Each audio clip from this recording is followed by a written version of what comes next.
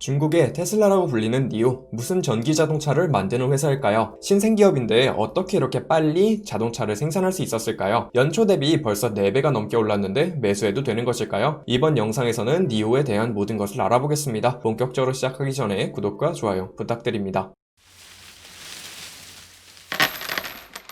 니오는 프리미엄 전기차를 개발 및 제조하고 있는 기업입니다. 특히 SUV를 만들고 있죠. 판매하고 있는 차들을 이용하여 주행 데이터도 수집하고 있습니다. 가장 흥미로운 점은 배터리를 이용하여 구독형 매출을 발생시키고 있다는 점이죠. 바로 니오가 판매하고 있는 제품들에 대하여 알아볼까요? 현재 2종류의 전기차를 출시하였으며 한 종류는 이번 연도 9월달에 출시된다고 합니다. 먼저 ES8은 7인승 SUV입니다. 정지 상태에서 시속 100km에 도달하는데 4.4초밖에 걸리지 않는다고 하죠. 현재 ES8에 적용되고 있는 배터리는 84kW 배터리로 한 번의 충전으로 430km의 주행이 가능하다 합니다. 여러가지 운전을 돕는 시스템들도 탑재되어 있습니다. 자동차의 주변을 전부 볼 수 있는 360도 비전, 운전자 상태를 자동으로 체크해주는 기능, 차선을 변경할 때 도움을 주는 기능 등이 탑재되어 있죠. 더불어 중국 자동차 중에서 최초로 알루미늄 소재를 이용했다고 합니다. 일반적으로 비행기를 제작할 때 들어가는 알루미늄이 사용되었죠. 더불어 니오 파일렛이라는 자율주행 2단계를 이용할 수 있는 기능도 추가되어 있습니다. 동일한 라인의 성능에 따라 가격이 달라집니다. 한 대당 46만 8천 위안, 47만 6천 위안 두 가지가 판매되고 있죠. 한국 돈으로는 약 8천만 원 정도라고 보시면 됩니다. 다음은 비교적 최근에 출시한 ES6 모델입니다. 5인승 SUV로 ES8보다 작고 저렴한 모델입니다. 프리미엄 SUV 시장에서 좀 더 다양한 소비자의 취향을 맞추기 위하여 출시했다고 하죠. 포르쉐의 카이엔 출시 후 마칸을 출시한 것과 비슷해 보입니다. ES6는 알루미늄 합금을 이용했으며 알루미늄이 91%, 카본 파이버가 9% 들어간다고 합니다. 주행거리는 사용되는 배터리에 따라 달라지지만 510km에서 610km까지 가능하다고 하죠. 가격은 35만 8천 위안, 39만 8천 위안, 49만 8천 위안으로 좀 더 다양한 가격대를 선보이고 있습니다. 하나로는 가장 싼 모델이 6천만 원 정도 하는 것이죠.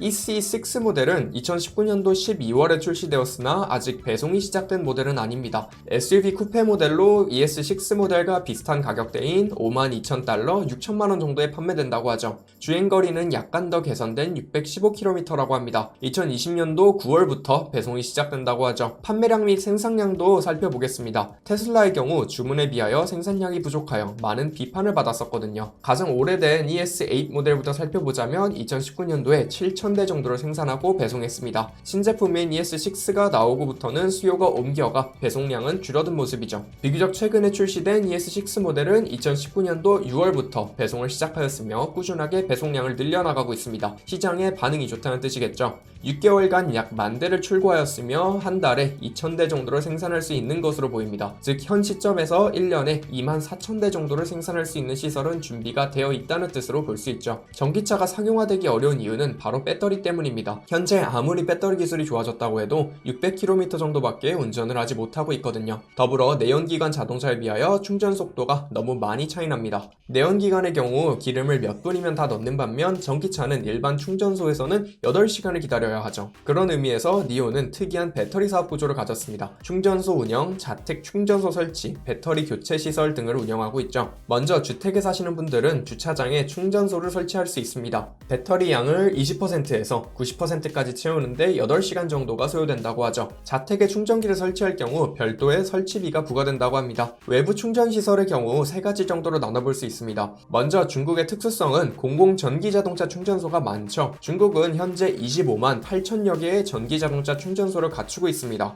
이 수치를 2020년도까지 480만 개까지 늘린다고 하죠. 가능한 수치인지는 모르겠으나 현실화된다면 전기차 사업을 하는 입장에서 매우 편리해지겠죠. 니오가 직접 충전시설도 운영을 하고 있습니다. 니오의 오너의 경우 월간 980위안, 17만원 정도를 지불하면 한 달에 15번 정도를 사용할 수 있다 하죠. 또는 니오 오너라면 일회성으로 180위안, 3만원 정도를 지불하면 충전기를 이용할 수 있다 합니다. 추가 비용을 지불하면 니오 오너가 아니어도 다른 전기차를 충전할 수 있다 합니다. 또 파워트럭이라는 이동식 충전소를 운영하고 있습니다. 파워트럭을 호출하면 트럭이 와서 충전을 해주는 형태이죠. 1회 이용하는데 충전소보다 비싼 380위안, 7만원 정도가 든다고 합니다. 니오의 가장 특이한 비즈니스 모델인 배터리 교체 시설입니다. 충전을 하는데 아무리 빨라져도 1시간은 걸리니 아예 배터리를 교체해주는 형태이죠. 시설은 주차장 3칸이면 충분할 정도로 작다고 합니다. 100% 자동으로 운영이 되며 3분이면 배터리 교체가 완료되죠. 충전소 이용과 마찬가지로 니오 오너들 중 월간 일정 비용을 지불하는 고객들에게만 사용이 가능하다고 합니다. 그래서 니오의 수익 구조는 두 가지로 나뉩니다.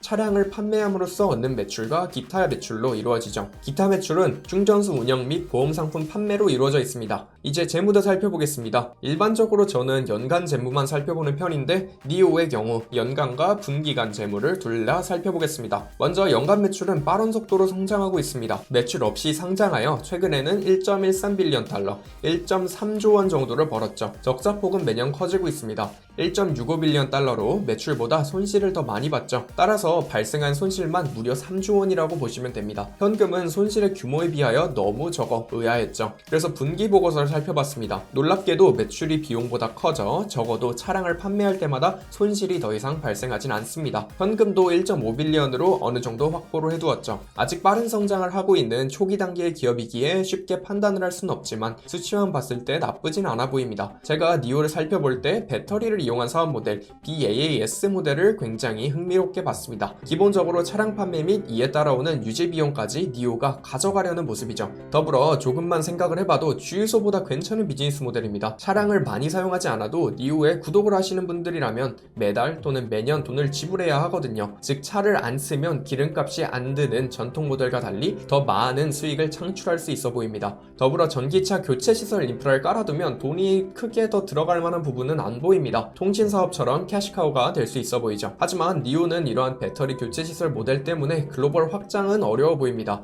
니오가 가장 괜찮아 보이는 주된 이유는 바로 중국이 전기자동차 인프라를 잘 깔아주고 있기 때문입니다. 현재 중국은 원유 의존도를 낮추기 위하여 전기자동차를 매우 격려하는 분위기이죠. 이에 따라 니오가 배터리 교체 시설을 천천히 깔아도 사용자들은 일단 니오의 차량을 이용할 수가 있습니다. 저는 니오 사업 모델의 핵심은 배터리 교체 시설이라 생각합니다. 하지만 해외는 충전기 형태의 충전소가 퍼져 있죠. 즉 니오의 핵심 가치가 해외에서 통하려면 교체 시설부터 깔아야 하는 것입니다. 매우 긍정적인 점은 생산의 문제를 해결했다는 점입니다. 중국의 국영 자동차 제조기업인 JAC와 파트너십을 맺었기 때문이죠. 연간 12만 대를 생산할 수 있는 설비를 갖추었으며 현재 3만 대 정도를 판매했으니 지금 매출의 4배까지는 문제가 없어 보입니다. 니오는 니오 앱을 이용하여 서비스들을 이용하게끔 유도하고 있습니다. 충전소를 찾는 시스템, 파워트럭을 부르는 시스템, 수리를 요청하는 시스템 등 전부 니오 앱을 이용해야만 하죠. 이를 강제하는 이유는 추후에 홍보를 더 쉽게 할 수 있으며 고객들에게 하여금 브랜드 애착도를 높이려는 전략이 아닐까라는 생각이 들었습니다.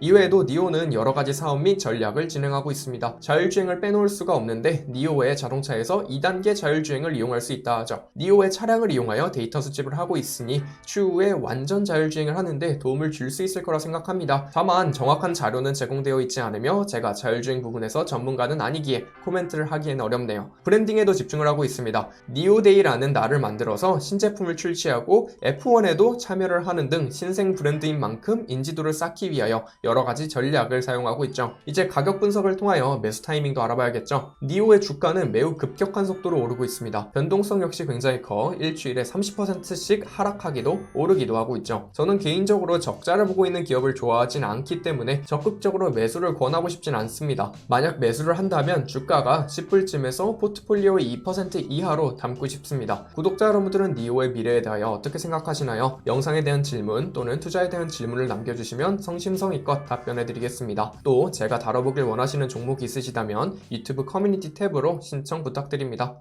오늘 전해드린 투자 이야기 재미있고 유익하게 들어보셨나요? 더 많은 투자 이야기들이 준비되어 있으니 구독과 좋아요, 알림 설정까지 부탁드립니다.